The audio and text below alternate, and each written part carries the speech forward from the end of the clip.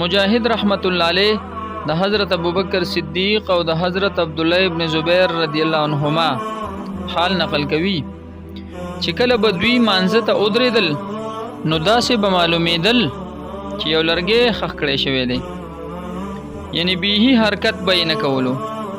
عالمانو لیکلی دي چې حضرت ابن زبیر رضی الله عنه د حضرت ابوبکر صدیق رضی الله عنه نه مونځ زده کړو او حضرت ابوبکر صدیق رضی الله عنه د نبی اکرم صلی الله علیه وسلم نه،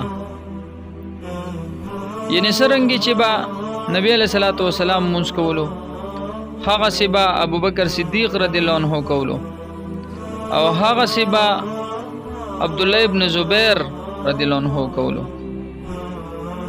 ثابت رضی الله عنه وای چې د عبد الله ابن زبیر رضی الله تعالی عنه مونږ بداسیو چې گویا یو لرګي دی یو ځای خخ کړی دی، یعنی گویا چې یو لرګي دی یو ځای کې خخ کړی دی. یو کس وایي چې ابن زبیر رضی الله عنه با کله سجده کوله نو دومره اوږده او بې حرکته به وه چې مرغۍ به راغلي پملا به یې کېناستې، کله به یې دومره اوږده رکوع وکړه چې ټوله شپه تر سحره پورې به هم رکوع کیو، کله به یې سجده دومره اوږده وه چې ټوله شپه به تېره شوه، یعنې دومره اوږدې سجدې به یې کولې رکوع. یو وارې یې مونځ کولو، زوی یې چې د هغه نوم هاشم و خوا کې اوده و، د چت نه یو مار را پرېوتو او د بچي د مرۍ نه تاو شو. هغه چغې کړې، د کور خلق ټول په منډه راغلل، شور شو. یو هوښیار کس ویل چې یو سیخ ګرم کوي او د دې مار سر لی وروړی نو دا به واپس د خپل سر واپس کی. هماغه شانې وکړو، سیخ ګرم کو، د مار سر لی وړو، مار واپس الټه تو شو، راکولو شو تی او مار یې مړ کو. زوی یې الله تعالی بچ کو د هغه د ضرر نه. ابن زبیر رضی الله تعالی عنہ هم هغسې په تسلی سره مونځ کولو چې سلام یو ګرځو نو یې فرمایل چې څه د شور غوندې اواز راتله سو. بیبي ورته ووې چې الله تعالی دې په تا رحم وکړي، بچی به دې اوس مړ شوی، تا ته اړو پته ونه لګېده؟ وی فرمایل ورکه شي که مانځه کې مې بل خوا توجه او خیال کولی نو مونځ به چېرته پاتې شو. یعنې دا دومره لوی هلک دی چې د زوی د مرۍ نه مار تو شو او هغه په هغه شور هم پوه نه شو، خوا کې مونځ کولو خلک راغونډ شو. بیا پکې یو هوښیار کس دا دغه وکړه چې سیخ ګرم کړی، هغه ګرم شو، بیا مار د مرۍ نه لر شو، بیا مړی کو که نه. او هغه اړو خبر نو خپل مونځ یې سر ته ورسو، دا که زمونږ مونځ وی نو مونږ به څه کولی، او بیا زمونږ اولاد ته دا مسله وی، چونکې د داسې ضرورت په موقع باندې ته مونځ هم ماتولی شي.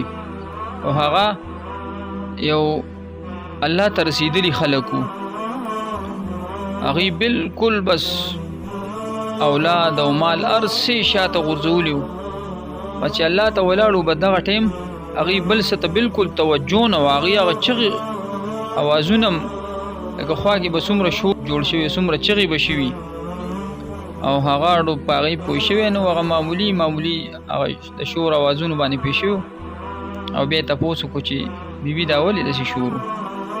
نو الله تعالی دې زمونږ مونځونه دغه شان ټیک کی او الله تعالی دې زمونږ توجه برابر کی. مونځونو ته توجه نشته په مونځ کې، مونځ ته ودرېږو او خپل حساب کتاب پکې کوو چې څومره حساب کتاب دی هغه مونږ په مونځ کې کوو. نو الله تعالی دې مونږ لم د دغسې مونځونو کولو توفیق راکړي چې بلکل ویښ ودرېږو. دا الله تعالی د طرف نه پیغمبر علیه صلات وسلام ته یو تحفه میلاو شوې ده. او توجه خو پرېږده چې مونږ یې اړو کوو نو زمونږ بعضې نوجوانان چې هغوی بلکل مونځ نه کوي، مشرانو له دا پکار دي چې خپل کشرانو ته د مونځ تلقین کوي کینې د قیامت پر ورځ به دا سپینګري دا به د الله په دربار کې مختورن ولاړي او جهنم ته به دا مشران ځي. ولی چې دوی کشرانو مونځ نه کو.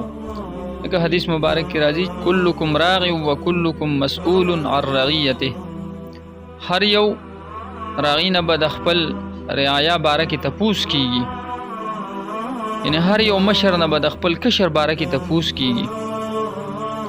که یو مشر د جماعت په ګوټ کې ناست وي او تسبیح اړوي او جمع سره مونځ کوي او د هغه کشر مونځ نه کوي، نو الله تعالی به دغه مشر رانیسي چې ته خو د جماعت په ګوټ کې ناست وي تا مونځ کوو او اولاد دی بالکل د مونځ خیال نه ساتو، زوی دیو نسی دیو ستا د حکم لاندې دیو، تا ولې هغې ته حکم نه دی کړی؟ موږ اړو دا پروام نه ساتو.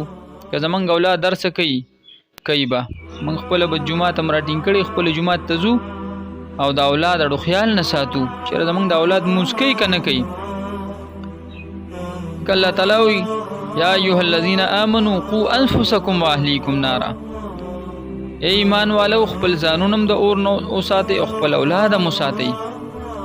نو یوازې په خپل ځان باندې نه کېږي چې خپل ځان به موږ ساتو او خپل اولاد ته به حکم نه کوو، نه، موږ نه به د دې اولاد باره کې د دې خپلو کشرانو باره کې تپوس کېږي.